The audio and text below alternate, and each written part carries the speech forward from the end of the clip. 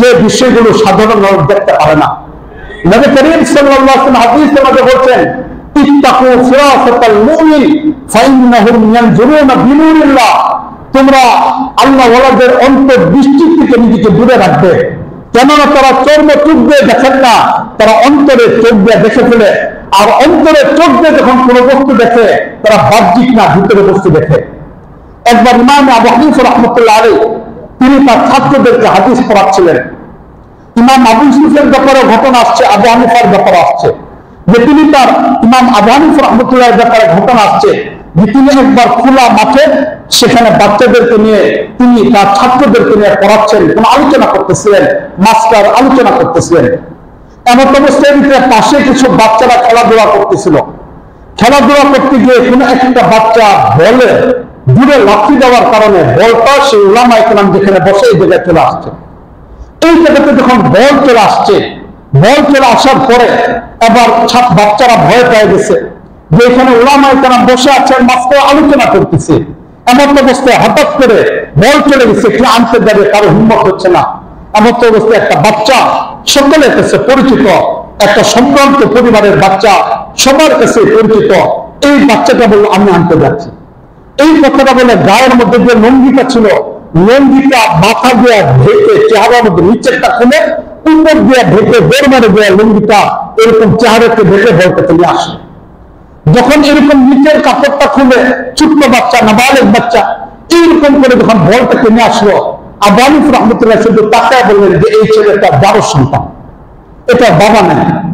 যখন এই কথা বললেন, এই কথা বলার পরে সবাই তার সামনের মধ্যে পড়ে গেলেন, কারণ এই বাচ্চাটা পরিচিত, এলাকার সম্ভ্রান্ত একটা পরিবারের বাচ্চা।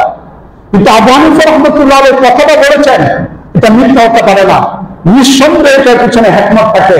এবার কিছু ব্যক্তি তালাশ করা আরম্ভ করলেন। তখন ওই সমাজের সম্ভ্রান্ত পরিবারের একটা সন্তান ব্যক্তি, যিনি ছেলের বাবা, তিনি বড় ব্যবসায়ী, মা গৃহিণী, বাড়ির মধ্যে থাকেন। এবার যখন তালাশ করা আরম্ভ করলো, শেষ পর্যন্ত ও মার সাথে যে সাক্ষাৎ করা হলো। সাক্ষাতের পরে বললো, এক হিসেবে আবু হানিফা বলছেন এই কথা, এটা মিথ্যা হতে পারে না, সুতরাং তুমি বলো এই বাচ্চাটা কার, একটু বলো দেখি। এবার মহিলা কান্না করা আরম্ভ করলো, বললো আমার স্বামী ব্যবসা করার জন্য দূরে চলে যেত, 2-3 মাস বাড়িতে থাকতো না। একবার আমার গায়ের চাহিদা তৈরি হচ্ছে, এই চাহিদা মিটানোর জন্য আমি আমার কাজের কর্মচারী, বাড়ির কাজের লোকের সাথে মিলামেশা করছি, এই মিলামেশার দ্বারা হলো এই বাচ্চা। সেদিন থেকে উলামায়ে কেরাম ঐক্যবদ্ধ হয়ে গেছে, কোন ব্যক্তি যদি আলেমের বিপক্ষে কথা বলে তাহলে ওই ব্যক্তির জন্মের ব্যাপার সন্দেহ হতে পারে। আর যদি এই ব্যক্তি কোন নবী অথবা সাহাবায়ে কেরামের সমালোচনা করে, বুঝতে হবে শুধু দারজ না, এটা আরো নিকৃষ্ট ঘরের সন্তান। এটা জন্ম পরিচয় নিয়ে তালাশ করলে দেখা যাবে যে এটা সত্যিকার কোন মানুষের বাচ্চা হতে পারে। এটা আমাদের আকীদা, এটা আমাদের বিশ্বাস। এই জন্য মুআজ্জাজ হাজিরিন, আজকে আমরা বেশি পরিমাণে দেখি যে এই ধরনের কাজ হচ্ছে। কয়েকদিন আগের কথা, এক্সপির ব্যাপারে আপনারা জানেন, যে কথাগুলো ফেসবুকের মধ্যে আসছে, এটা আমরা অত্যন্ত ঘৃণার সাথে প্রত্যাখ্যান করি। এটা একটা মুমিনের বিষয় হতে পারে না, বরং এই ব্যাপারে মাসলা পরিষ্কার। এই ব্যাপারে মাসলা পরিষ্কার, মান সাব্বা নবিয়্যান ফাকতুলহু, বুখারী শরীফের হাদিস। কোন ব্যক্তি যদি নবীকে গালিগালাজ করে, তাহলে উম্মাহর ঐক্যবদ্ধ মাসলা হলো এই ব্যক্তিকে হত্যা করে দেওয়া। তবে এই ব্যক্তিকে হত্যা করার দায়িত্ব হলো রাষ্ট্রের। এই ব্যক্তির হত্যা কোন দলিল তার কাছে যাবে না, কোন প্রমাণ তার কাছে যাবে না, শুধু নবীর ব্যাপারে কটূক্ত করছে, তাহলে সাথে সাথে বিধান হলো তাকে হত্যা করে দেয়। এটা হলো তার বিধান। এবার রাষ্ট্র যদি এই আইন হাতে তুলে না নেয়, রাষ্ট্র যদি এই আইন কার্যকর না করে, তাহলে তাওহীদ জনতার উপর বিধান হলো যেখানেই তাকে পাওয়া যাবে সেখানে হত্যা করে, যেখানেই তাকে পাওয়া যায় সেখানে হত্যা করে, এটা হলো বিধান। এটার উপরে 4 ইমাম একমত। এই জন্য কোথাও যদি নবীর বিপক্ষে কেউ কথা বলে, তাহলে যে কথা বলবে তাকে সেখানে হত্যা করে দেয়, এটা ইসলামের আইন। এটা ঐক্যবদ্ধ একটা মাসলা।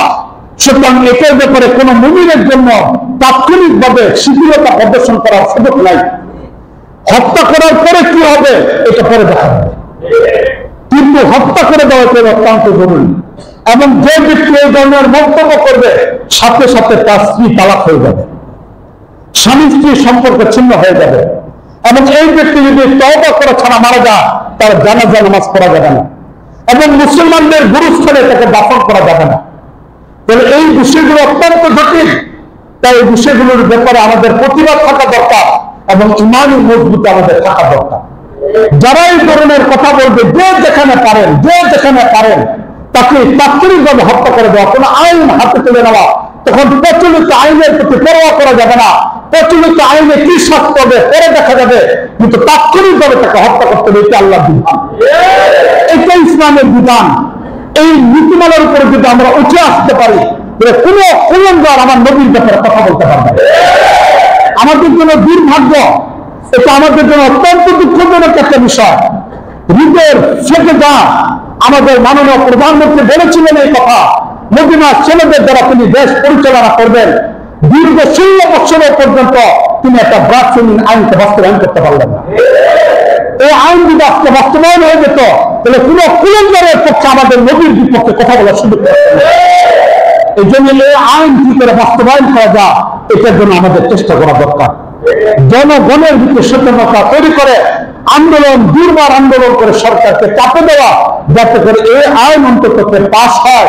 আমাদের এই শান্তিপ্রিয় দেশের সাথে আমরা শান্তির সাথে থাকতে চাই।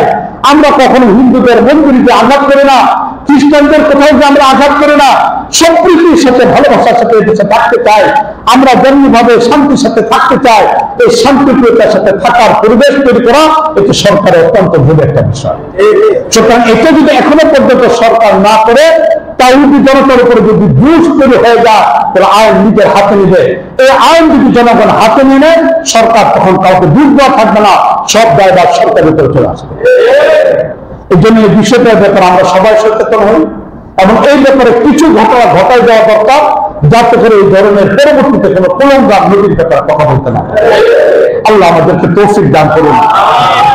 3 নম্বর কথা, যে আয়াতটুকু আমি আপনাদের সঙ্গে তেলাওয়াত করেছিলাম,